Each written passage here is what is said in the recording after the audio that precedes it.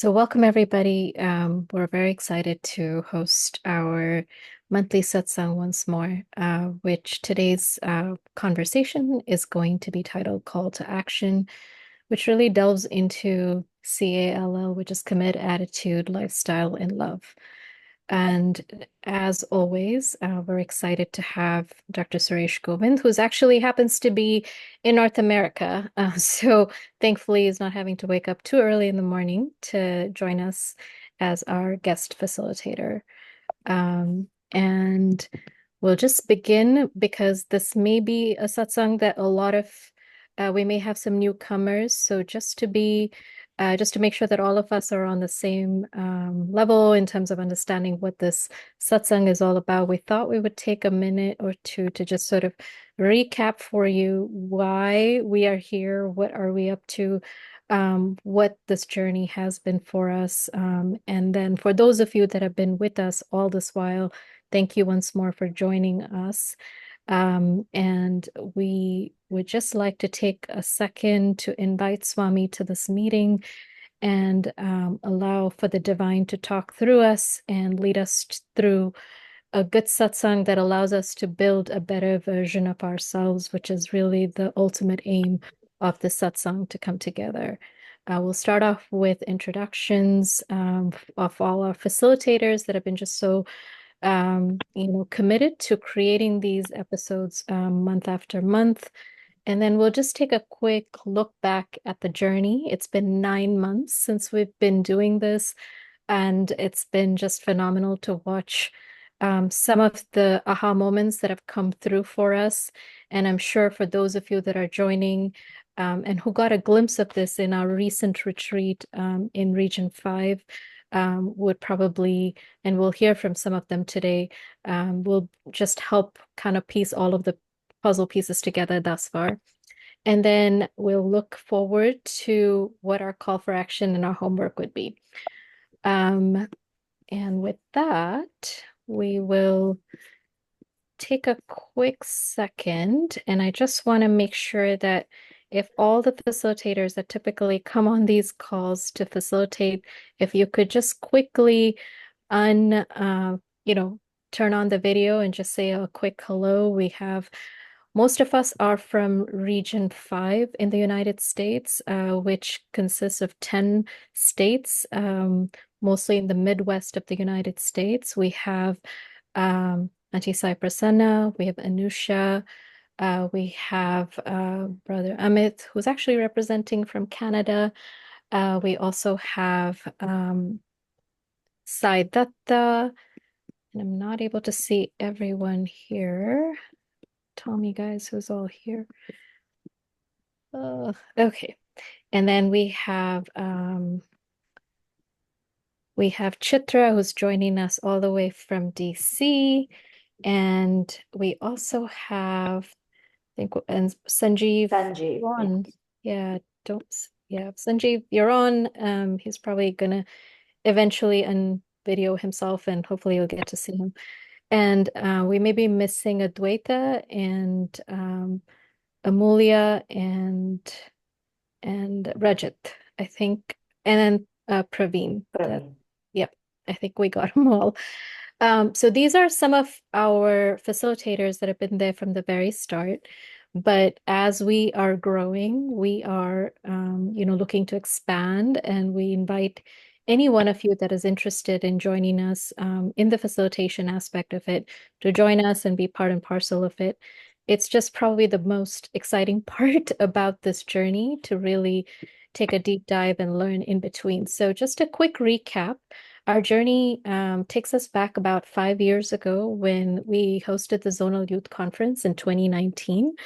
And the theme of the retreat happened to be Dare to be Divine, which was a clarion call for the youth to really look within and manifest that which is so innate in all of us. But oftentimes we kind of put these walls up against ourselves and choose not to see that. And so this was truly an actionable call for us. And as we left the retreat, I think our guest speaker, Dr. Suresh Govind, at that time was asked us a very simple question. So, what happens after the retreat is over?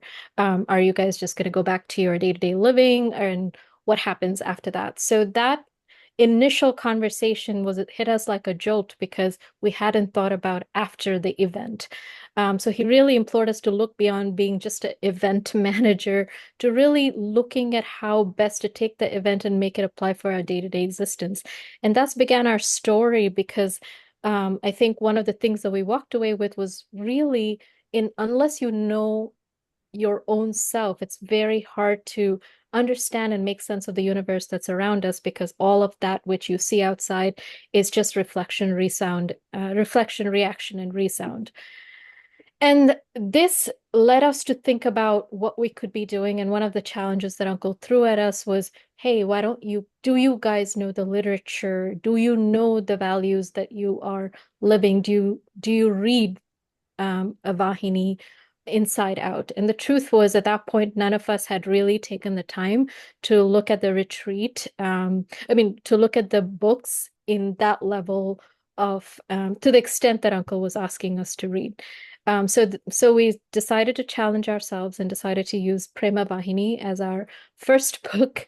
And Prema Vahini, for those of you that have read it, is a very tiny book, and it was about 30 pages. And so we were very clear that we would be done with that particular book in about maybe 3 months max, even if we did these satsangs on a weekly basis. Um, but little to our own understanding, we were humbled as we spent about 5 years reading the Prema Vahini. And I think the reason we took that much time was when we began to understand how to truly read a book and how to truly take the essence of the readings and put them into our day-to-day practice, we recognized that every single sentence in that book had deeper meanings, not only for at a surface level, but at a deeper level. So I think this was one of the things that was asked of us, which was to read with reverence, contemplate, understand, analyze, integrate into your lives, apply and extract the wisdom. And why would you want to do that? Because when the why is evident, the how truly becomes easy. And that truly is being in the flow, as many of the spiritual concepts across the globe have sort of talked about how to be in the flow. So the Prema Vahini Satsang began in 2019, became a text to transformation journey. And between the years of 2019 to 2023, we really took the time to go through all these chapters, and we kind of parsed them into truly understanding the values, living the values, taking the practical toolkits, navigating the roadblocks, and finally getting to the point where we could put it all together, and which ultimately was the underpinning of our second venture. Because as we finished up in 2023, we knew that that was not the start, that was not the ending, but truly a beginning of yet another journey. And soon we were to pick up another book, Gita Vahini, and it made perfect sense for us to move from Prema Vahini to Gita Vahini because now we were moving into understanding the undercurrent of what Swami talks about to truly making it an actionable and applicable thing that we could utilize in our day-to-day existence. And so that's began our Gita Vahini Satsang. And we wanted to make this a little bit different from our learnings from the last 4 or 5 years, which was to make this more of a peer-led learning where we could truly create a culture of accountability. We wanted this to be as open as we could to anybody of any faith, new to Swami, and something that could be relatable. So taking the context of a text that is so ancient in its origins, but is so relevant in our contemporary existence. And we, as facilitators, made sure that we were curating content that kind of broke us beyond the theoretical constraints. And we were grateful to have Dr. Suresh Govind to sort of really guide us through each step of the way. So how does this work for those of you, the mechanics of this, right? So we usually take take the book, take a few lines, we read it, we understand it, we practice it as a group, we discuss in a small group as facilitators, and then each month we come forth and present. And a lot of you may have already heard it, but most of the conversations that we have in these Zoom sessions are again recapped in a wonderful podcast. And the QR code for the podcast is there if you want to take a quick look and, see to see what all you have missed. But those are sound bites that you don't want to miss because it's a wonderful banter between Dr. Suresh Govind and Sanjeev Mehta, one of our facilitators, and you'll find it extremely enlightening and entertaining as well. Um, so that takes us to just wanted to recap and let you guys know about what are some of the episodes that we walked through. As we said, we spent about 9 months. As you look at Gita Vahini, and those of you that have read it and read the Gita separately as a book as well, would understand that Gita really starts off by really looking at the despondency of Arjuna, because Arjuna is in the battlefield and refuses to take arms against his own kith and kin. So we took that concept and really applied it to the modern, and calling ourselves the modern day Arjuna, walked through what are some of the despondencies that we usually walk through and struggle with. And we spent a good month and a half really delving deep into like staying within our looking at what are some of the things that we find ourselves holding ourselves back, and then creating a virtual complaint jar through which we could kind of calculate the amount of struggles that we have over the course of a month and a half. And it was truly an enlightening experience. And we realized that all of that was necessary in order to become the student. So unless that complaint jar became empty, by us being vigilant every step of the way, it would be very hard to become a student, which is kind of what Arjuna did in the process of giving up and allowing Krishna to be his guide. And in that same vein, we also took that same concept and allowed the universe to become our university. And in that process, we really walked through and thought about ways in which people around us, challenges around us, all were giving us something to sort of lean into, look at, and maybe come out of. The next step which was probably a pivotal one for a lot of us in this group, was this concept of flip the switch. Oftentimes, we have to get to a point where we become truly aware of where we are, and aware that we have a problem. And then you walk through very simple steps of looking at it from a physical aspect, from a mental aspect, and an emotional aspect. And then finally, in order to flip that switch, would require us to look at it from an Atmic lens. And some of our speakers later on today might even hone in on it, because this was actually a part and parcel of a retreat that we just had in North Central region. And then episode 4 really started to look at all three processes. So looking at that modern Arjuna, becoming a student, and truly flipping that switch to actually knock out challenges. So mind you, a lot of this is not just rhetorical questioning or theoretical thinking, but actually practically putting it into. So time and again, we take the time to pause and actually spend the time to sort of simmer in some of these topics, which is what happened in episode 4. And once we kind of understood how things were packaged, it was time for us to meet our friend, the Atma.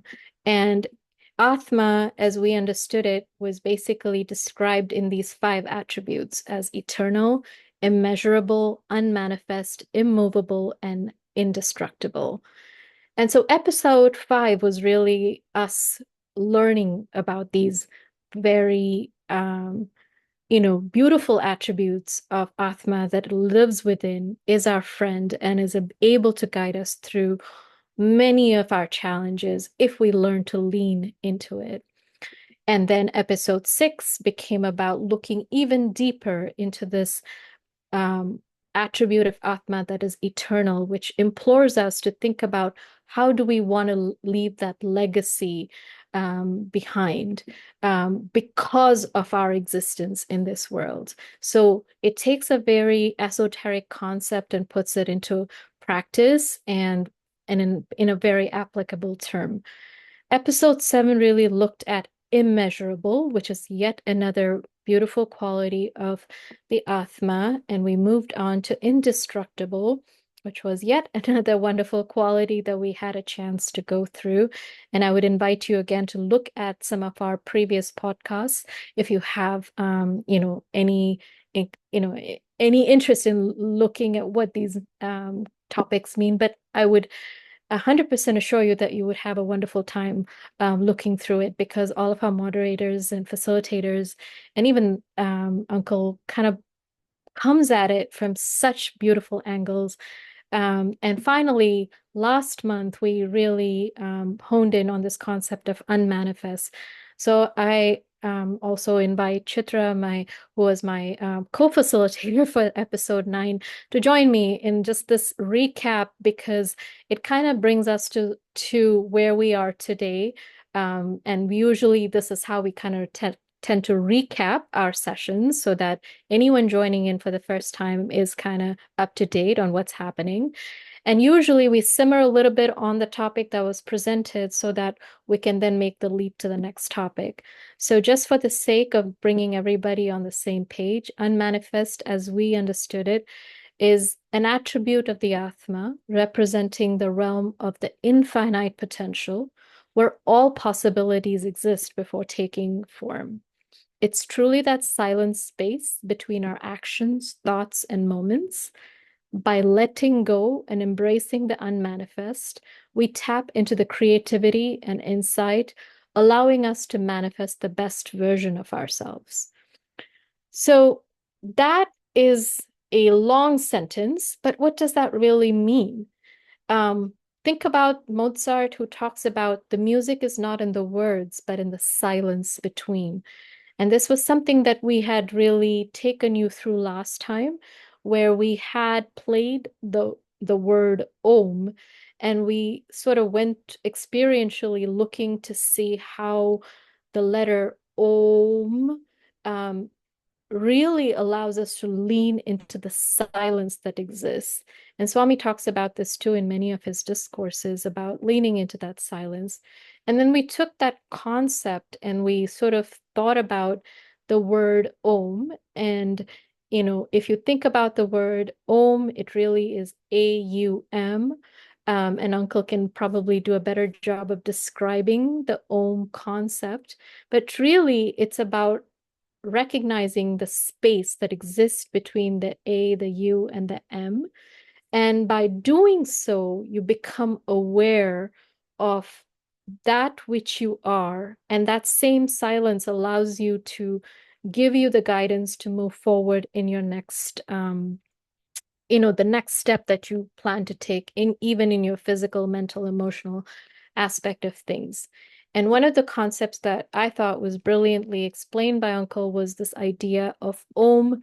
If you take on a new, if you're wanting to take on something new in your day-to-day existence, the simplest way that you can look at it is by trying to see if O is if the objective is noble and if the motive is pure.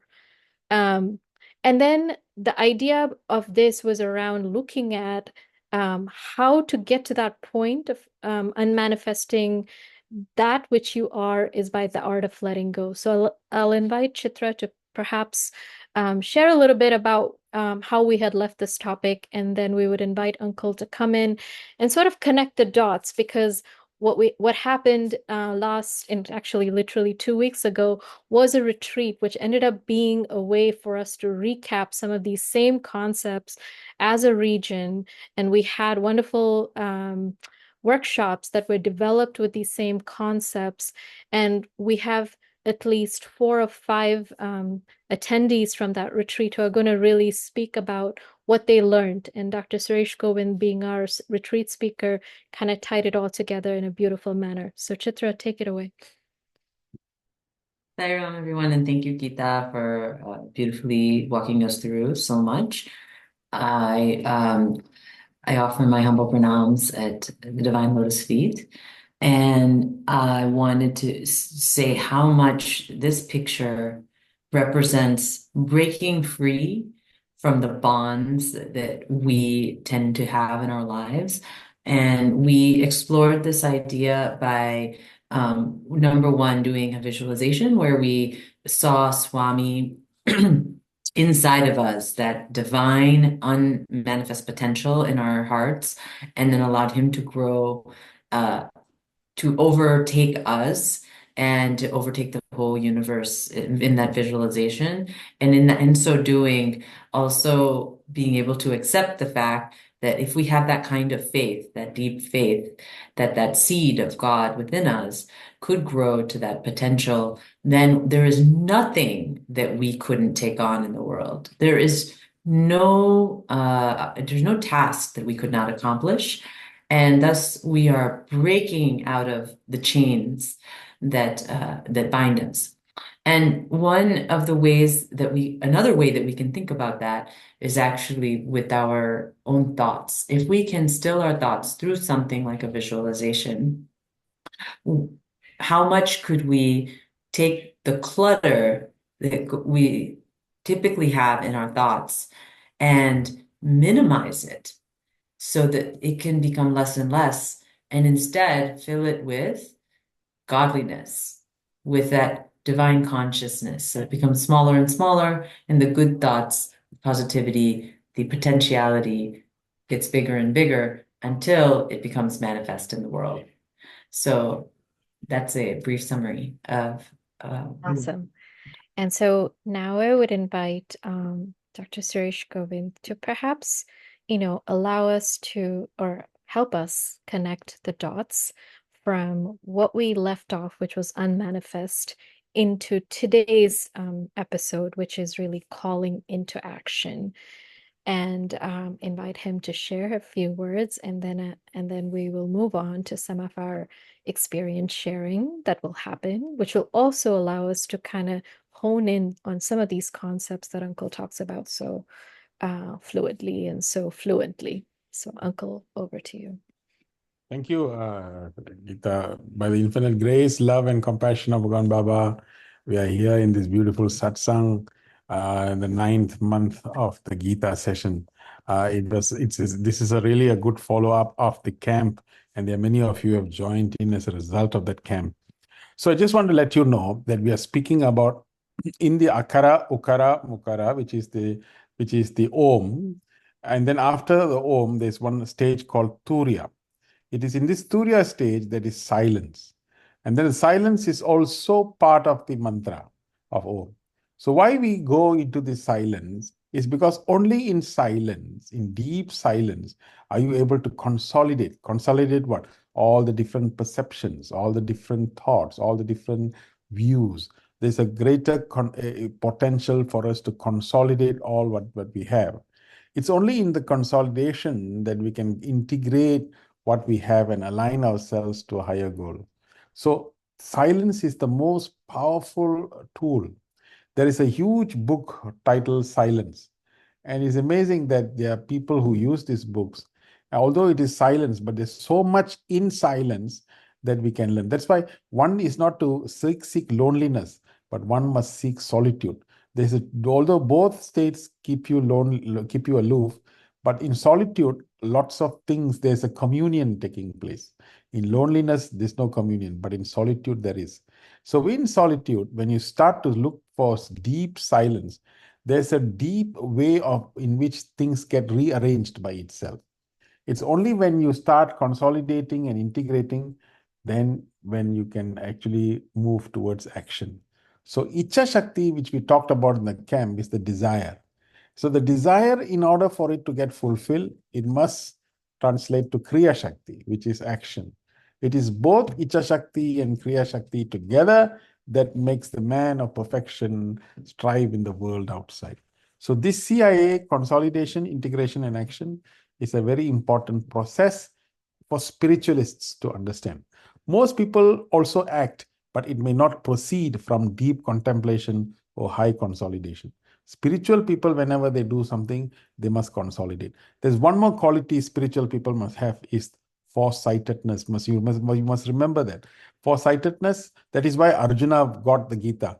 Yudhishthira didn't get the Bhagavad Gita, but Krishna chose Arjuna for it because of one quality Arjuna had, which was foresightedness. So in consolidation and integration, you must also see whether the action has got a consequence in the future for the mankind, for humanity, and so on.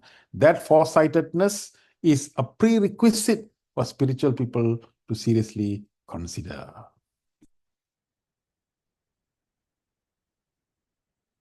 Saira. Saramako, thank you so much. We just wanted to, I'll stop sharing and I'm going to invite Anusha to start sharing her screen. And before we get started, we just wanted to know, how many of you are joining us for the very first time today?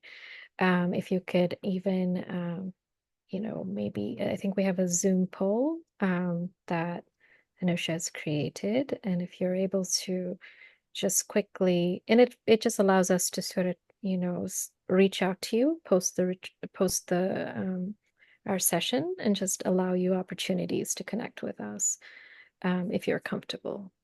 You can even do a hand raise. We couldn't get the poll set up in time. So please go ahead, do a hand raise if you would wish, or put like an emoji or something if you're joining us for the first time. Awesome. Awesome. So I'll let Anusha, our fearless facilitator, take away. We're very excited to have a group of yay sayers. We just asked them post the retreat to sort of come up and share, and they've just been absolutely wonderful in sharing their thoughts. So over to you, Anusha. Thank you. Thank you. Thank you, Geeta, for setting the stage so brilliantly. I don't think anybody else can do it. Thank you, Uncle Al, as well, for encouraging us month after month and keeping us going. This month, we are doing it slightly differently. As Geeta mentioned, we have 5 new faces, 5 new people. Expansion is our life, as Uncle always reminds and Swami always insists. So these 5 people have come forward as part of sharing their own lifestyle changes that they have made or they are planning to make after the retreat, after they heard Uncle and after ruminating on a few things that Uncle had mentioned during the retreat. And we want to have a variety of people. We have also invited participants. We have invited facilitators who were part of the workshop, as well as one of our own facilitator from the AW Satsang who has started and who started in December and has been with us this entire 10 episodes. So I will not take any more time. I will invite our first presenter for today, Brother Samat. He is joining us from the Chicago North Center. He is here to share his takeaways, followed by which Uncle will share his thoughts. I'll share screen. Go ahead, Samat.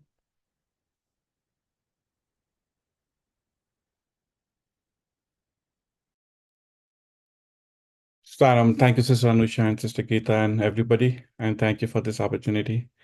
So let me just start a timer so I'm on time. Okay, so the 3 slides, it took me now like 10 hours to make it. It was like, I really wanted to put it in a pictorial way, so there's a visualized thing, and that's how I operate, I guess. So the journey, what I learned in this retreat, I've been going since 2012. But this time I stayed as well after a long time. But the talks of uncles and Swami's teachings coming in a funny way, but a great content has really transformed me from inside. And there's so much to share, but I'll share how I see things. So we had a Satya to Sai, but I see Sai to Sai as well. So at times something applies to me, applies to us, or no one, but to someone. But it's a good takeaway, I guess, for everyone. So like how I see Sai is like at times we say we are Sai devotees, but sometimes we might be selfish or self-centered. And it would be adjusting and accommodating. Like if there's a bad talk going on in office, we become a part of that as well. Then we go to temple as well, everything. So, we say we are very accommodating, but maybe not for the wrong reasons, I believe. So, and I stands for I, which is, can you click once, sister? Thank you. and I stands for I or ego. So towards the left, if you see, there could be some thoughts on the left hand side that might go in our head, and the concluding slide will have more information about that. But at times we have to tell ourselves and ask ourselves, do our thoughts represent something that's in the board or more, something like that? And from left hand side, we start thinking, and the retreat theme was like sincerity, accountability, and inclusivity. So the right hand side, this was a picture in the retreat, and it said like it's a great example of how imbibing Sai could solve a problem or not have it all. So if you just click one sister, so if you see here, we have Sai in everyone, but it's just like one component at the time. You see, like let's be, the people on left are saying we were sincere, and these were uncles how he explained. I'm trying to just do that, but yeah, so they were sincere. They made a thing, and they made all that railroad, and then the other one is saying, we were not accountable. So even though you made it, but you did not see the the farsightedness. What uncle was saying, that you need to have that, like Arjuna. And if you just click once again, sister, thank you. But the third manager is right here saying like why you did not include us, which is inclusivity. So if we are doing something nice, we could have our friends and family do that as well. Can you click once again? So the moral here is like, if we have sincerity, accountability, inclusivity together, that's how we succeed. So Sai has to be in full form in everyone. Thank you. We can go to the next slide. So this was very interesting for me, and this has really put me at peace. I'll give a small example as well. So we have so many thoughts going on in our mind always. They could be mental, emotional, physical, but there's some inner sense. We don't know what is that. At least I did not know, didn't have a specific word for that. But we listen and we just say, okay, that's another thing. So that one click, please. So that actually becomes internal conflict. We think like there are multiple thoughts coming from our mind, but that's beyond mind as well. So we could seek Swami's help. One click. And we can see like like for me the sugar was a thing, like sugar was like a drug to me. It still is, but yeah, I'm controlling now after the retreat. And I would just eat not much, but I would still keep on eating. So I almost gave up. I tried so many things, GM diet, I've been on water for 2 days, I've been on just green smoothie for 7 days, I've done this, so many things. Detox happens, but the root cause is still there. Then uncle came into picture. If you just click once, so that's where he explained like we think we are the boss, but if you see on the left hand side, the mind is the boss. It's all jumbled. But if you see right hand side, the intellect is a real boss. That's Atmic zone that uncle was explaining us, like how we have, everything there, but we don't even perceive or try to see that ways. So once you see from Atmic angle or Atmic zone, that's where you can see things so nicely. In the right hand side, you can see like, so many beautiful colors, all nice bright circles. And Swami is the actual boss of everything. That's what. So if we just, I'm very glad to be part of this group. And once we do that, I'm pretty sure everything I'll see from Atmic Zone. Thank you, Sarah. And I have one more slide, I believe, after this. So this is another thing, give time to God. So small example, I lost my job last year, and I was studying, and we had a project. I was making some project for Puttaparthi project at my house. It's a landscape of Puttaparthi, 8 feet long. And we did it, me, my dad, and my son, and we were keeping it on the top. It fell from 8 feet and 75% broke. And since the Swami's thing, I didn't want to like let it go. It took me like a month and a half, and day and night, 4 coffees a day, and maybe like only 6 hours sleep to rebuild it from the pieces. And everybody was saying, "You're stupid. Why would you spend so much time on one thing? It can wait, and you should study for a job because you don't have a job. You should do an interview." And I just said, "Okay, Swami, this could be a test. It could be something, but I give myself to you. No, you make all of it." And really, when this thing was done, I got a job on my birthday. I was going to Chedi, I got a call, like I'm hired. So now I can connect that thing with this one, and I can see like how being at a small time or big time, mine was more. I went all in, but even small things like today and in future will make a difference. So even if we have a doubt about anything, so just click one click, sister, please. So Swami says every moment is the right moment. So we just have to start and he'll take care of it. Thank you, Sairam. I'm 1 minute over. Sorry. Sairam. No, you're perfectly fine. And I saw the train setup that he made in his house. It's mind blowing. It's the entire town of Puttaparthi in miniature. So it was amazing to see it. Thank you, Brother Samar.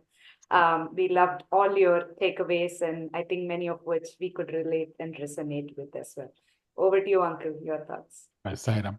Really, really inspiring. I mean, the way you captured the ideas from the retreat and the way you made the slides is really remarkable, shows how much you have absorbed, how much you have integrated, and so on.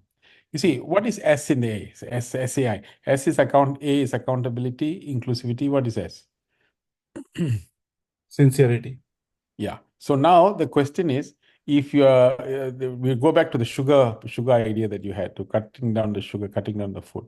So the most important thing that why you must ask the question if this is the case, because the battle is between the mind and the intellect, right?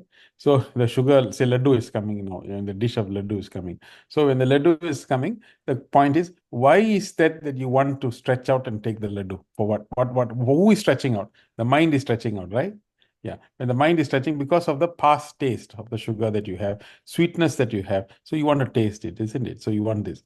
So what is the intellect telling you? If you take too much sugar, what happens? Not good for health and for anything. Yeah. So in the long term run, the body will be affected, is it not? So now if you give more and more importance to the intellect, and how the conflict will always take place. But if the intellect takes precedence, then the intellect starts to control. The intellect takes prominence over the subject of the mind. So the intellect must be given more importance. So how you give importance to the intellect is to justify. So how you justify, you must be, like I said, foresight. In future, what you see. So you see a picture of yourself. If you see a picture of yourself as a healthy, vibrant, dynamic person, and this visual is very strong in you, the intellect gets that image.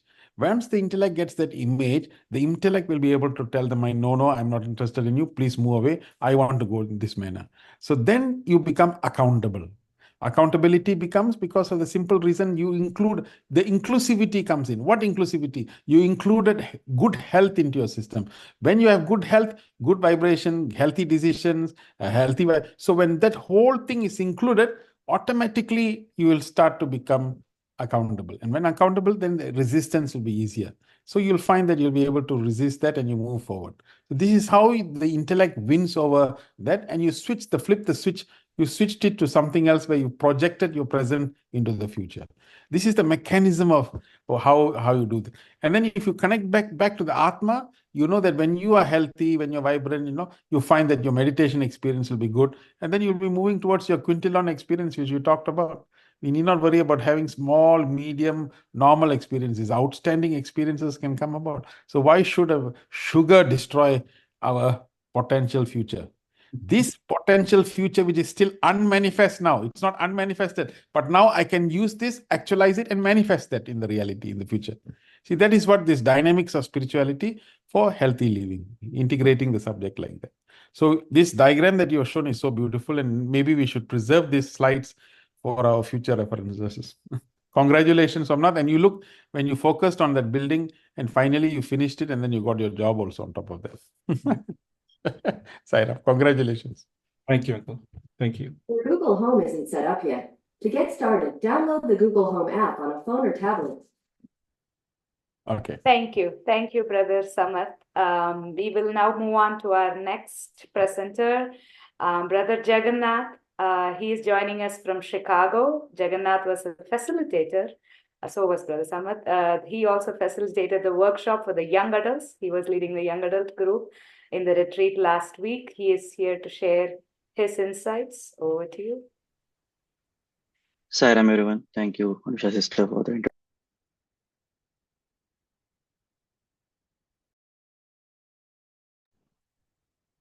Happy to be part of this group and share what we, learned from Uncle this workshops we conducted, as well as the talkings that he gave us. So the first thing is, which I would like to highlight as part of this entire beautiful retreat that we had, is the willpower. And not only the willpower, Uncle connected the willpower with the actions that we had to do. So Icha Shakti is one thing that we should have in us to achieve something in not only personal, spiritual as well, right? And there should be actions that we do to achieve that. So every action has a consequence in the future, like Uncle nicely pointed out today when he started to talk. Uh, I would like to give a good example that in my personal life, like when I moved to US, uh, Swami took care of me. I had no relatives, no friends. I went through studying here and then found a first job. The entire journey, I can go back and, point out at things where I had certain issues or certain things which I had to overcome and how Swami helped me in that, right? So when I go back and think about it, I think about my SSC back in India, how those values instilled in me, right? And how they helped me, in this journey. And it was not easy because, there were a lot of issues. Family was away, right, etc. So as part of giving back to, the students here, I wanted to always, teach SSC, and that was my itcha, right? And there was no actions that I was taking at that point because there were a lot of things that you need to be a certified teacher, and then you need to uh, actually then you can start teaching. So this happened when I was back in Kansas City, and I was Swami gave me a part, opportunity that, hey, there is a St. Louis certification thing going on for teachers. Would you like to come and get certified? And lucky enough, I was like, yes, I would do that. And then I became a group 3, group 4 teacher, and then moved to Dallas. I taught group 4 there as well, and moved to Chicago a year back.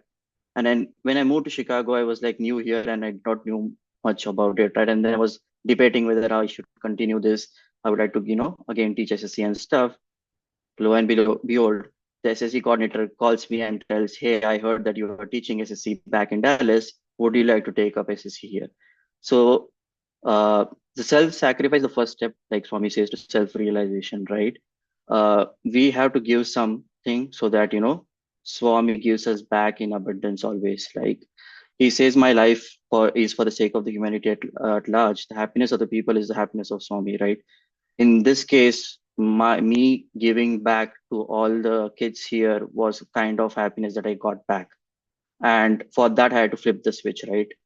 To take the first certifications course and then, going back and, getting an opportunity to teach, which is not easy. So Swami always tells, like, if you take the first step towards me, I'll take 100 steps towards you. So that's the main thing I felt here in my life, that you take the first step, he is the one who takes the rest. Swami says, even the blade of grass does not move without his will. So it's like if you wish and you have the willpower within you and you take little bit steps, baby steps, he will guide you and he'll get you through. So to basically end this, I would say that change is the only way that we can we can see ourselves improve in oneself, right? When I start teaching SSC, I not only teach them what I have learned back in India and also through the experiences I had here in US, but also I learn from them how they think, what they think, and I also sometimes get corrected, like, oh, I should also follow some things that they are doing so that I can be an improved version of myself. So Swami says, like, be like a lotus, right? Lotus, even though it's in like a place where it's covered with mud, it still grows and it blossoms, right? We have to be, even though we are surrounded with so many things, we are constrained with time, etc., right? We have to come out of that and have the willpower and take actions to achieve the goal that we wanted, right? Uh, the goddess Lakshmi and Saraswati both symbolize, they sit on lotus and they symbolize prosperity, and Saraswati symbolizes goddess of knowledge, right? So both, even though they have a lot of constraints around them, they break out, and then they give out the prosperity and knowledge that we gain from that. So to conclude, I would like to give a small example. Like when I was driving uh, back from one of the Sai picnics that we had today, I saw like a lot of birds, migrating. So this is on the spot. I thought, oh wow, why these birds migrate? This is for like survival of the fittest, right? No, I thought, okay, it's not totally survival, but they have the will to survive, right? In first place, they have to go to another place, set up their nest, and again find the places that they can feed, and then they can survive, right? They had to take the baby steps of flying away from like northern hemisphere like Chicago, move towards the southern hemisphere where there's the summer, right? and then come back in spring when temperatures change. So this is a small example that I would like to end. Thank you, Saira. Sairam, brother, very nice experience that you have taken from the camp. Just to ask you, so from the camp, you picked up Icha Shakti, Kriya Shakti. So from this perspective that you have, what is it? What has changed from that camp? So, so like I said, I was debating, right, to whether to take on the challenge of, teaching SSC kids here. So I had the itcha within me, but there were a lot of constraints. Like in the workshop that we conducted, we had time constraint as the biggest thing which came up in the workshop. And I thought like, okay, I will always have constraint for time, but let me teach SSC and and grow the love not only in me and spread it to others, so that I can also gain back by teaching SSC in ways where I can improve myself. So like I said, after the retreat, I again got a call from the SSC coordinator, and he's like, you have to start this. You have no excuses. Last time you said you were in the middle of the phase of the SSC because I moved in middle phase. Now he's like, no, no, you have to start. You are taking group 4. You are teaching with this teacher, and I'm going to have a call tomorrow. So that's what I said. Like I had the will, but somebody had to ignite that willpower within me to achieve what I wanted. So have you gone back and joined to become the SSC teacher? Yes, from tomorrow there is a call. So we are planning out the new calendar session now. So you managed to go back to. So when you're going back, what is your feeling at this point of time? Do you feel a sense of like, that you are a kind of excitement, enthusiasm? Yes, it's always excited. I mean, always excited to teach kids and learn from them as well. Like I always feel like my teaching is very less, but I learn more from them when I do that. So that's the most interesting and exciting thing for me. Yeah. So one thing that others must learn now is because Icha Shakti means there is this little thing lit up, but it's not blossoming, it's not going into Kriya. It goes into Kriya when a group of people come together. That's why satsang is the ferry boat that can take you across the ocean of samsara. When a group of people come together, there is energy. When the energy comes together, it sort of fuels the little fire that you already be, and then the fire takes place and it goes into action. So it gives us an impetus to think that therefore it is very necessary for us to make sure that we keep on gathering, because when you keep on gathering people of like-minded people, we have the responsibility to create the ignition and help the fire to be lit in the lives of others, because everyone is just waiting to be ignited, but we need to do our part to help in the process. That's what the retreat that you had recently in Chicago, that is the purpose of that, to ignite and to light up. So thank you so much and congratulations, brother. We wish you all the best for your new commitment. Yeah, thank you. Yeah. Thank you, Brother Jagannath. I think what you said about having the right intention, and that is what Uncle time and again emphasized, the objective being pure and our intention being noble. I think things will materialize and things will happen. If you guys remember the Rajinikanth story that Uncle said. You forget any other story, don't forget that story. Never, never. Next, we move on to our next presenter, Sister Uma Nori. Sister Uma has been a participant in our AW Satsang this entire 10 episodes. I had the fortune of meeting her last week at the retreat. Now she is very enthusiastically ready and happy to share her takeaways. Over to you, sister. Sairam, thank you, Anusha. Thank you, Geeta. And thank you, everyone, Swami, for giving me this opportunity. So the Geeta Vahini Satsangs have just been amazing. And one of my big things for wanting to go to this retreat was Dr. Suresh Govind being one of our presenters and guest speakers. And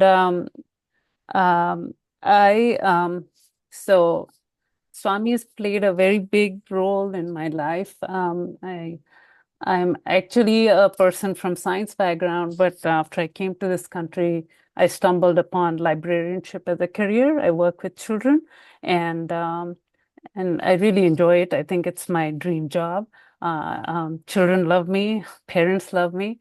But 16 years down the line, along with all that, I became a department head. So, which means I had to manage a team of people. And that has been my biggest, the management part has been my biggest struggle. And I come home stressed out and like, what can I do better? How do I do? Why do things not work out? And another thing, my mind would always play a trick with me. It's like, am I doing the right thing? Is this what I should be doing? Does Swami want me to do this? And this at the Labor Day retreat, Dr. Suresh Govind's talk was just amazing. And he left me with make a difference, mad.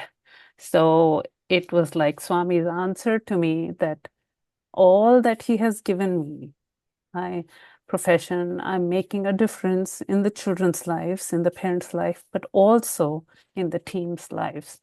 I've been given some leadership roles in professional organizations in the library world, and I keep feeling I'm falling short. I'm falling short, but I think I got a strong answer. I've been given these roles because I'm supposed to make a difference.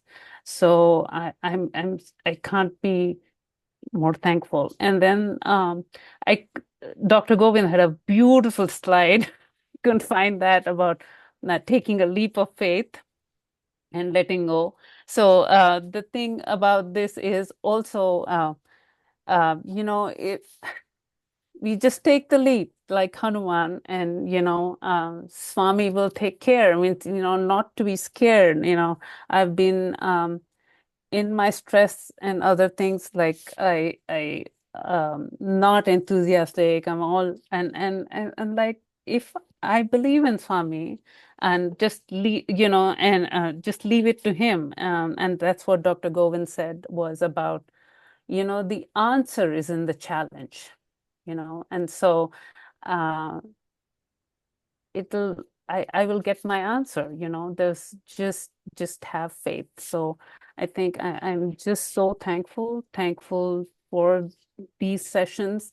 And another thing was, I was thinking, after 9 months, I thought I would be missing this session, because I had a committee call from 6 to 7, and I was going to write to all the facilitators, and they wrote to me saying there was a time change. Means if this is not Swami's wish, what else is? I don't know. So thank you so much. Thank you everyone for doing this. And thank you, Dr. Govind.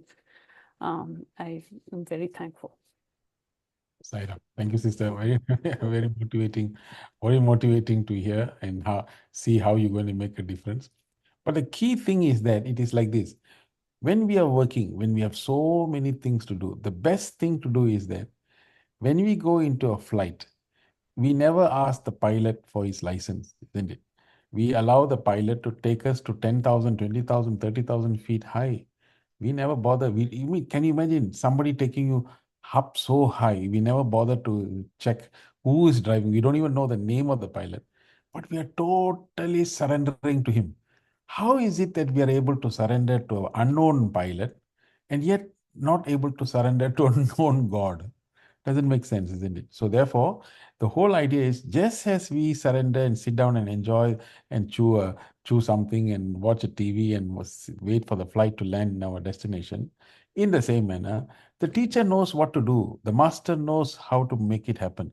But we must allow the master to do it. The greatest gift of work is allowing the master to do his work through us. That is why in our prayer, what is the prayer? The prayer says, "Oh Lord, take my hands and make it work incessantly for thee. Take my thoughts, take my mind." But finally he said, "Take my everything and let me be an instrument to work for thee." What is that? That's the final straw. Take my everything. When I take everything, that means the two things that must be surrendered is the I and the mind. Once the I and the mind is surrendered, you'll have a free flow of thought, free flow. The leap is already made. The leap actually is not a physical jump. The leap actually is letting go of the I and the mind. This is all. We think that the leap is jumping like that. Of course, I showed the dramatic effect of that, but it's not jumping from one state to another state. It is just letting go of the I and the my. So once the I and my, that's why we say Puttaparthi. Why we say Puttaparthi? Put apart the I. Puttaparthi, acronym for Puttaparthi is put apart the I. So once the I is put aside, life is simple, easy. This is how we can make a real difference, not only just for ourselves, but for the people whom we serve. So it's very nice, very inspiring to see how maybe in the months ahead you let us know how the transformation taken place and what is the difference that you have made in other people's lives. Thank you, Sairam sister. Awesome. Thank you, Sister Uma. As a reminder, all our presenters here today are adhering to their commitment. They are held accountable, and they are making lifestyle changes by being inclusive and spreading the love. So next we go on to our next presenter, Brother Mohan. He is joining us all the way from Detroit. Mohan was a participant in our workshop last week, and he was very enthusiastic about coming and sharing his thoughts. As soon as we asked, he agreed. So over to you, Mohan. Saira Manashaka. Humble pranams to Bhagwan. Swami, please talk through me. From the retreat and the talk of Uncle, I picked up 2 points: walking the talk and the importance of Sangha. So walking the talk is equivalent to Trikarna Shuddhi, what Swami always talks about. It's purity and harmony of thought, speech, and action. Literally, walking the talk means harmony of thought, speech, and action, because we are pursuing spiritual endeavors. It makes sense to add a qualifier, purity. So it's purity and harmony of thought, speech, and action. Now, when it comes to, if you separate the whole definition into 2 parts, harmony in speech and action is mostly realizable because both have physical manifestation, visible manifestations. When you speak, people hear, people know. And when you perform actions, mostly people know, unless and until you are a politician, right? That one exception is that. But apart from that, any normal person, speech and action is mostly realizable. The harmony of speech and action is mostly realizable. But when it comes to harmony of thoughts with speech and action, that is a debatable topic, because for me, how I perceive mind is an algorithm that throws perceptions, ideas, and thoughts given a situation. So given a particular situation, mind throws multiple ideas and thoughts. Now, how and what thought you identify yourself with, that decides the harmony of thought, speech, and action, right? So on that note, if you go back to, if you refer to the composition made by Adi Shankaracharya, referred to as Nirvana Shatakam, he says you are not the mind, nor the intellect, nor the ego, right? But we end up relating ourselves with a particular thought, what Swami calls as avarana. That means we identify ourselves with the thought or the perception what we get. So that is where the whole loop, the concept of thought, speech, and action harmony starts. So on that note, one natural question what people might have is, how can we act when we don't identify with the thought? If you go by the composition, Nirvana Shatakam, it says, you are not the mind, you are not the thought, you are not the intellect. That means when you don't identify yourself with any of the manifestations of mind, how can action be performed? I think I'll leave that question to Uncle to answer after the presentation. So walking the talk also, can you move to the next slide? Walking the talk also relates to the acronym call pretty well. For you to follow this walking the talk, you must have a very high unwavering commitment, because you'll be tested at every turn of your life when you want to walk the talk. So commitment is very important. When you have consciousness of what thought you get, what action you perform, and what you speak, you're conscious about the thought, word, and deed. That means you're also accountable. Lifestyle change is an inevitable part of walking the talk. Whenever you want to walk the talk, the lifestyle change is an essential part of it.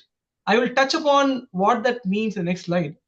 And love and inclusivity, that ensures the purity of walking the talk. That is, we do it for our self-improvement and also for the betterment of society. So we do not stay aloof from society by doing this walking the talk. That means, from my experience, when you perform such strenuous or follow a very hard lifestyle, you tend to get a thought that you are above and beyond others around you. So this love and inclusivity reminds us that we are not doing it to stay aloof, but we are trying to improve ourselves while improving the society we live in.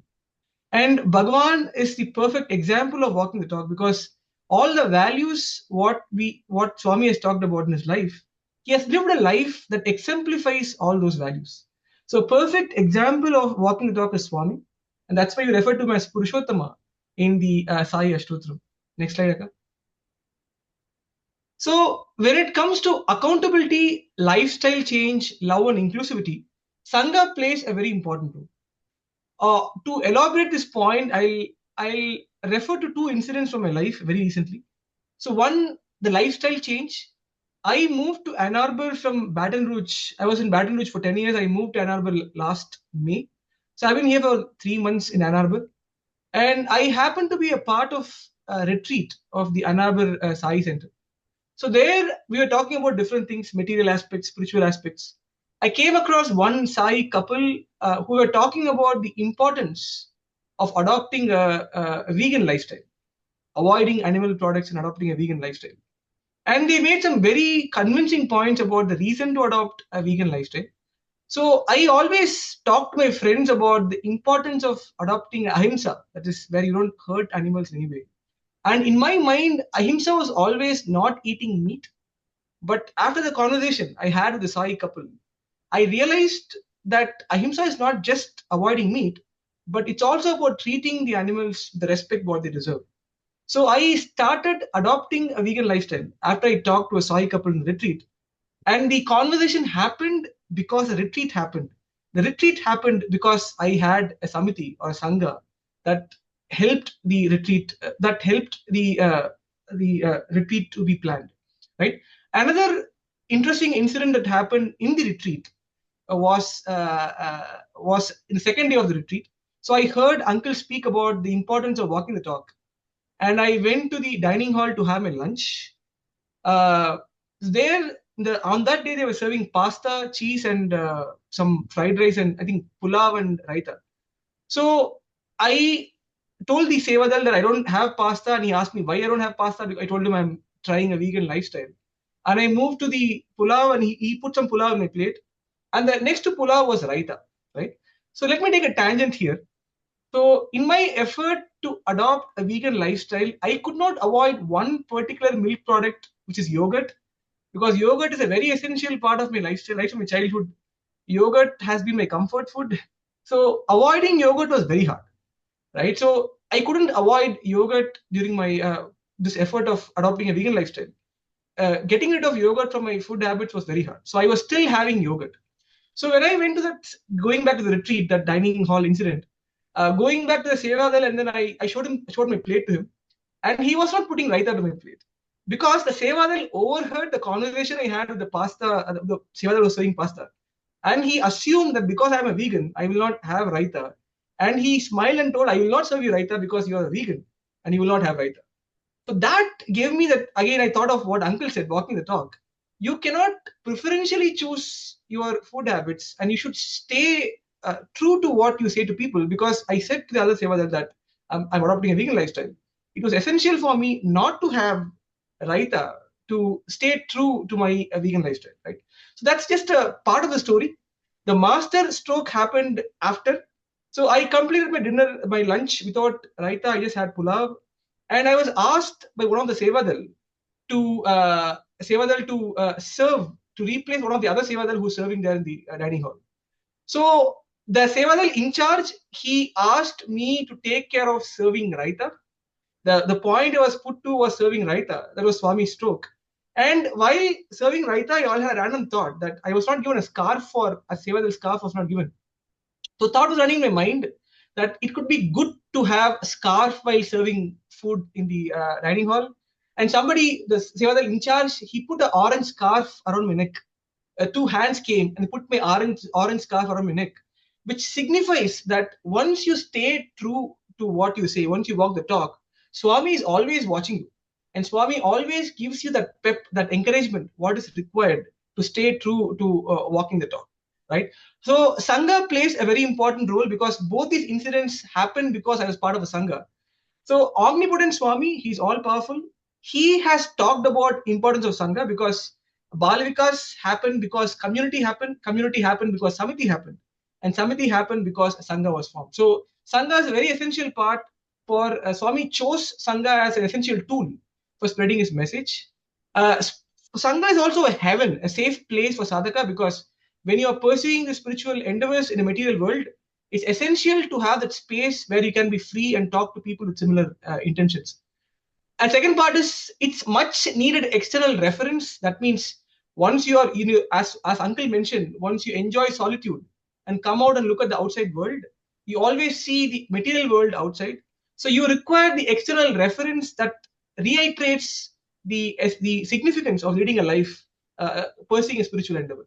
And the last part is Sangha also is a reaffirmation that you are not alone. It gives you a feeling that you have people around who are pursuing similar thoughts, similar ideas, right? So as sadhakas, it is very important to respect the uniqueness and precincts of a Sangha, because when we go to multiple Sanghas, we tend to mix up ideas. We go to different places, we mix up ideas. So we cannot mix ideas, and we should respect the uniqueness of every Sangha. And Sangha is also a responsibility of every sadhaka towards the posterity. It's the medium to ensure that the posterity receives your thoughts and ideas for them to grow, right? And at last, quoting what Buddhism states, Sangam Sharanam Kacham. Thank you. Thank you. Thank you I'm so sorry I much, took so brother. much time. I'm sorry. It's okay. Thank you. Uncle, Thank you, brother. any thoughts? Yeah, thank you, brother. Actually, literally, you have given a lot of food to think about.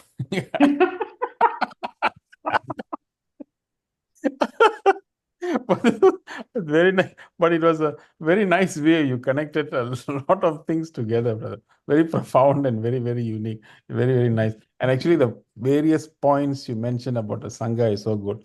But just to conclude and say that the Sangha, Buddhist in Buddha, in Sangha, they say the five cardinal sins. You kill your mother, cannot kill your father, going against the king and country. But one more, anybody trying to break the Sangha, unredeemable sin, this one. So the Sangha, the importance of the Sangha you have put here, but anyone trying to break it up is also going to make a repercussion. So this is Buddhist teachings. But one point you mentioned, I mean, this is all comments that you have made and observations that you have done, which I think is very important data for all the others to take note of, because they are very valuable points that you have made. One question that you asked earlier, that when if you are not able to identify with the thought, then how will the thought get into action? That's what you said.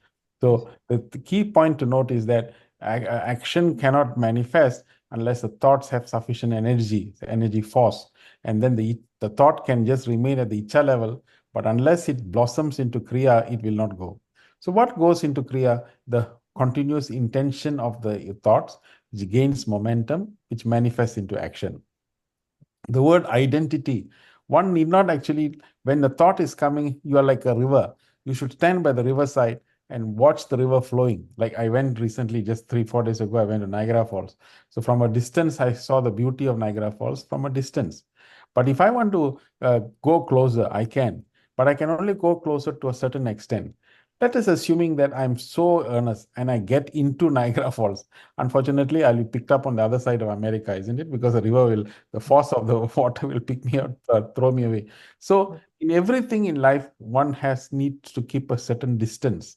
One need not identify. But keeping a distance does not mean that you do not need to give intention, you do not need to give force. So a detached way of providing that is the spiritual stamina that we possess. So that is why the word dedication comes inside. The moment you give force and then the thoughts manifest into action, action produce results, and quickly dedicate the result to God. Finish. You're no more involved. This dedication insulates your system so that you do not become detached. Okay. That you don't become attached, sorry, not detached. Okay. Yeah. Thank you. Thank you so much, Auntie. Thank you. Thank you. Thank you. Thank you, Brother Mohan. I really Thank enjoyed you. it. Nice, Mohan. Thank you. Thank you. Thank you so much.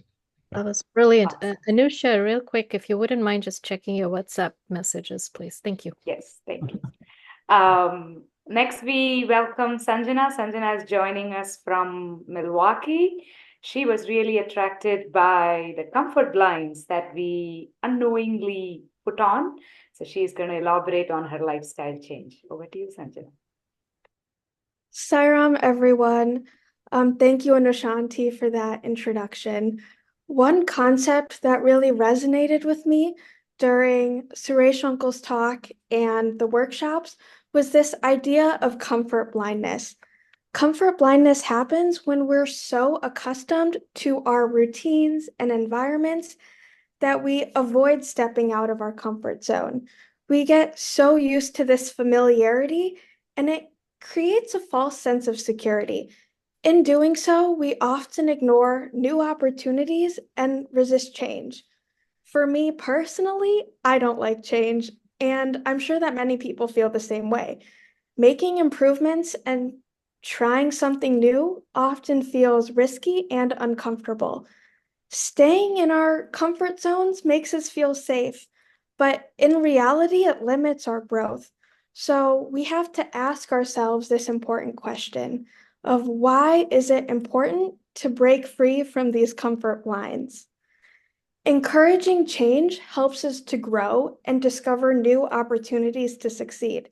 It embraces the possibilities outside of our usual experiences. Discomfort itself is a sign of growth. I think it leads to a sign of growth. When we challenge ourselves, we develop new skills and perspectives. And those are things that we would have missed had we stayed comfortable. This idea of comfort blindness applies to all areas of life: professional, personal, and spiritual. For everyone, the situation could be different, but this idea and the goal is the same, and that is this true growth. For me personally, on my next slide, I am choosing to make a lifestyle change. If you know me, you know that I love to work with children. It is my favorite thing, whether that be in my job, whether that be in SSC class. I love working with kids and doing arts and crafts and everything. And at Center, I had always steered more towards the younger kids. I know I'm good at it and it's what I feel comfortable with. And recently, Swami has presented me with this opportunity of helping with Group 3 SSE. And immediately I jumped at the opportunity and was like, yes, I'm happy to help. And then later I thought and was like, Group 3, like those are a little bit older kids. And I was thinking to myself, no, I'm gonna say no. Like I want to stick with the younger kids. It's what I'm comfortable with. And that's when Suresh Uncle's talk immediately popped in my head, and I thought, I have become such a victim to this comfort blindness. I was sticking with what I knew I was comfortable with rather than embracing this new change. So I have decided to take this new opportunity and push myself out of my comfort zone. And I know it'll be a learning experience, but I'm really happy that Swami has given me this opportunity. With all this being said, these comfort blinds, they hold us back from experiencing life to its fullness. We might not even realize that we're stuck in our ways because of how familiar it seems to us. But when we acknowledge it, that gives us the opportunity to grow and experience new possibilities. It can be in our professional lives, our personal growth, or spiritual paths. But breaking free from these invisible barriers is what allows us to grow. And it's a constant journey, but each step out of our comfort zone brings us closer to, I think, becoming the best version of ourselves. So that was my takeaway from these comfort blinds. Thank you, Saram. Oh, Awesome. Thank you, Sanjana. Uncle, over amazing. to you. This is really, this is one of the most powerful, again, really very strong and powerful. Embracing discomfort is the only way one can grow. If we are not going to embrace discomfort, everybody will remain in Standard 1. They won't want to go to Standard 2 because Standard 2 got bigger exams, Standard 3 got bigger exams. So might as well keep on sitting for Standard 1 exam and keep on passing and becoming very successful and being comfortable. This embracing discomfort is the key thing. They're like even of bhajan singers. We find or seva people who like to do one activity. If you just keep on going for that only one activity and you're very comfortable with that, and you're not interested to do extend and see through seva or learn more about the study circle or read something else, you'll find that it cocoons you, that confines you. And we just grow monodimensionally, which is why in the 9 code of conduct, the integral yoga is placed there, because Bhagavan wants us to flower nicely, blossom nicely. And one who just do meditation alone is not good, is dangerous. Though you may be comfortable, but that's not good. You need to dispel the energy. So this treatment that this Swami has put in, I use the word treatment because it is to treat ourselves, to move the identity that we are the body, mind, and intellect, and come to the conclusion that we are the Atma. That is a rehabilitation process. And that process is what is conferred by the Sai Satyasai Baba centers all around the world. So the fact that you are challenge yourself to move into experiencing other dimension class, you should actually journal this. And then when you journal this, you'll find how fast you will grow compared to the last levels. You'll see now suddenly patience coming more. Suddenly you'll find other qualities blooming. This growth is what that is now needed. So every person who's now in this particular group who's listening, every person who's listening to this group now must continuously strive and continuously embrace discomfort. It is very important for our growth.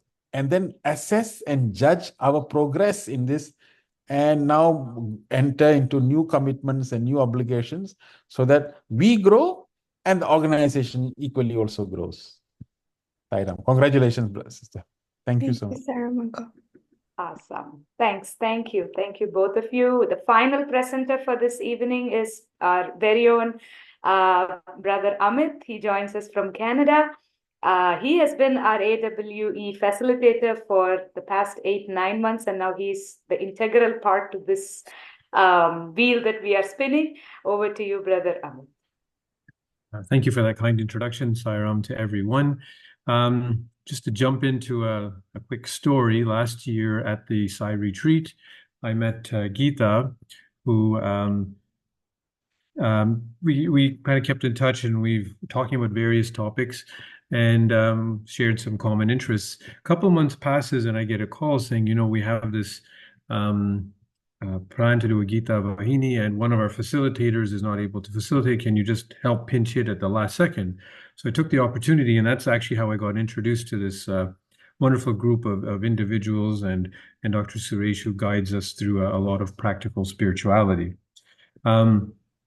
I have had the chance to, over the last 10 sessions, which to learn a lot of information and sharing back and forth. And fast forward to the current retreat, we just had another retreat, which happened to be in Chicago.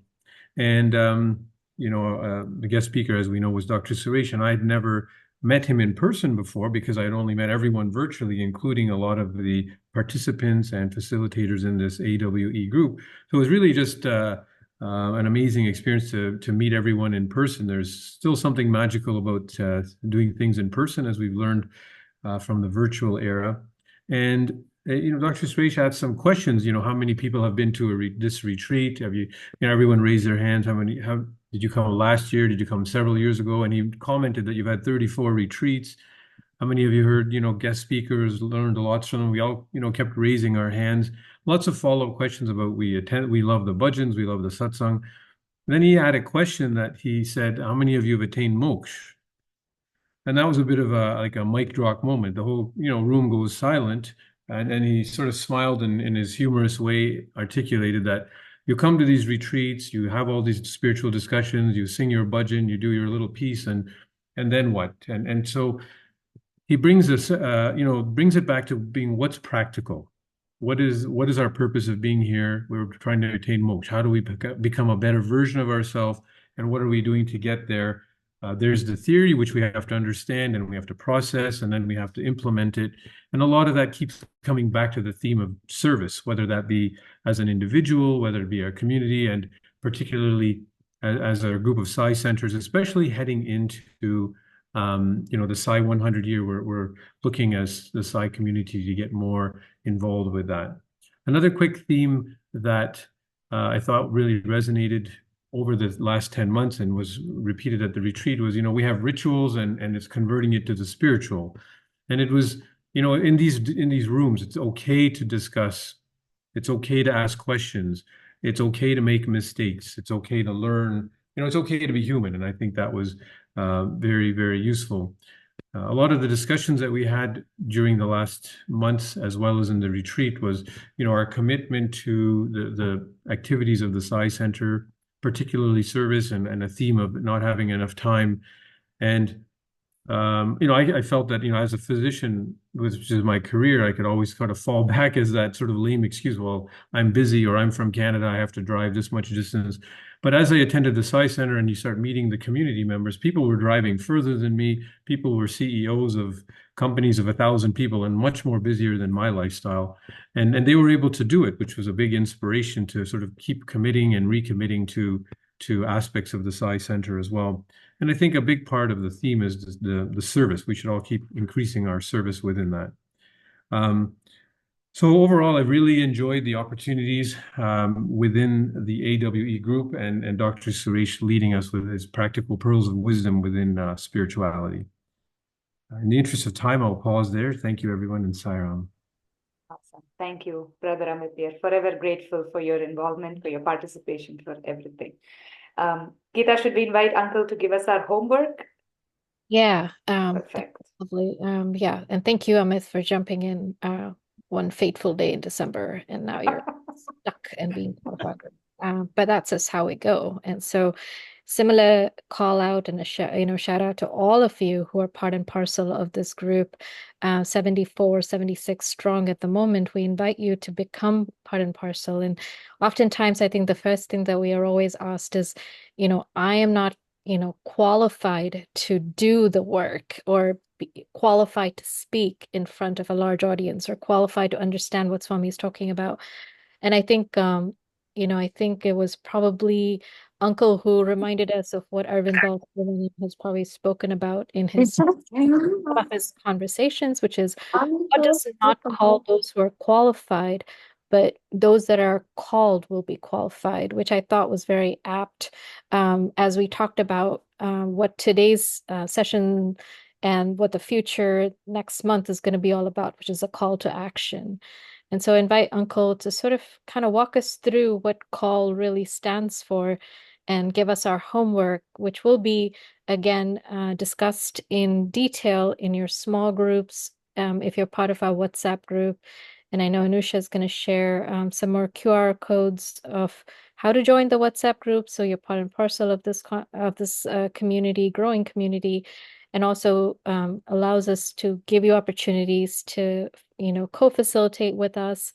And really, the goal is to learn from each and every one of us, and we're stronger and more committed as a result of that. So, Uncle, over to you for your final thoughts. Yeah, thank you, Geeta. You see, the main thing is that the fact that this group was committed for so many years to do this, eventually evolved to real facilitation at the camp. You saw the result of the camp where many people participated and many people enjoyed the facilitation. So there is a process. And the real reason why all this happened is because you were committed. You were agreeable, you gave some time, you managed to come, and you managed to go through this whole process, and therefore the results are obvious. So like that, the 76 people who have now come here, let me tell you how Maya works. The 76 you have registered now, you're committed, you're saying like this, but by next month, I can tell you it may drop. Why? Because obligations will start coming, other commitments will start coming, distractions will come. So that is why one of the key qualities of spirituality is to remain focused. Whatever comes, make sure you adjust your life to fulfill and make sure you appear in these particular sessions, because muscles in the body can be easily developed, but consciousness muscles takes intense perseverance to measure. So don't give that place. Make sure you commit and keep on coming. At least commit for this particular program and come once a month. Number two, commitment means now in your own respective Sai Center, in your respective thing, how are you giving little bit more time than others? Little bit more time and a little bit more energy there. Even if you increase it by 1 hour per week, okay, that's an extra commitment that you're doing. Pick up something. The Sai 100 we talked about in the last session. Okay, take something up like that. Make the whole Chicago region very strong. commit to this. Take if it's tree planting, if it's school tutoring, some program, and dedicate your life for that particular thing and make it happen. We just had a Psi 100 meeting in York, in Canada now. We just finished that, and all of them are fired. They all are excited and interested to do. Like that, we keep on increasing the energy and enthusiasm and commit to this fire that we are now trying to create all over the place. Attitude. This is the fact. You see, the fact is, keep this attitude of that I'm here. The river. Swami said the river is flowing. The river must flow to the ocean. What is the attitude that you are planning to possess? Look at the attitude. Are you all the time happy? Are you all more service oriented? Are you more like that? So you put a check and balance. So we must become extremely authentic to ourselves and become critically evaluate ourselves so that we know where we are and what we are doing. And then look at the lifestyle. We talked about ease. We spoke about ease. Are you eating responsibly? Are you is attitude positively? Are you sleeping deeply? Are you exercising? All these parameters that we spoke about must be readjusted and looked at, and to see whether we are in this marathon run, whether we are all consistent. So inspire each other. In fact, all 72 of you should telephone each other. Hey, have you done this? Have you checked that? So like brothers and sisters, we all in one family. Make sure that we don't become exclusive, but become inclusive. Make sure everybody's life is our life also. And then finally, that all the three actions, if you do, definitely love will expand. Though you must check and see whether love really expands, love really expands it to include everybody else. Love really expands to see our energy becoming higher and higher. And that becomes the ultimate aim, that we increase our energy and love for not only for ourselves, but for the work that we do and for everybody else. So if you have this call for action, if I were you, I'll journal each step of the way. See, journal, see how the soul is energy is expanding. See how you're doing. Like that, if you have the seriousness towards our spiritual growth, you don't need to worry. All the other side members in the centers also will grow. Organization also will grow like that. We have to be authentic to ourselves. We cannot no longer do something, and then when we ask why are you doing it, we are not sure. We have to be real to ourselves. Be real, be authentic. And you find that as more and more real you become, you'll find more and more awareness starts to come in. Your consciousness will start to grow. And that is where you see the cloud. Just now, Sister Chitra put the whole cloud, the mind thoughts will become lesser and lesser. Awareness starts to become bigger and bigger. And then we can do many more, much more things that is going to come, because Swami is going to throw a lot more. The changes are going to be much more. He will expect a lot of things to happen as a result of our efforts, and this is going to be coming to us. So we are just developing the consciousness muscles. Bhagwan will give us so much of things to do for the world. Now many changes are going to take place, so we will be slowly ready for those changes. And that is what this whole Gita Vahini and Prema Vahini, all of us are planning to do. And hopefully more and more people participate in this incredible positive revolution that we are trying to create in this world. Saira.